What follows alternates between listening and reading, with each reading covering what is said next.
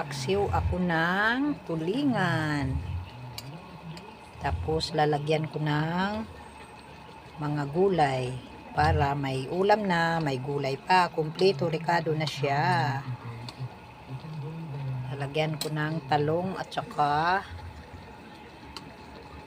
okra at saka ampalaya to mamaya. Lalagay ko na yung mga ampalaya. And then, isusunog ko na yung mga okra. Tapos, isusunod ko na yung talong. Kaya, masarap na tong ulam mamayang paksiw. Ayan na po. Kukuluan ko lang para maluto na. Ito na po, luto na po yung aking ulam na paksiw. Ayan po, kainan na po tayo mga Corels.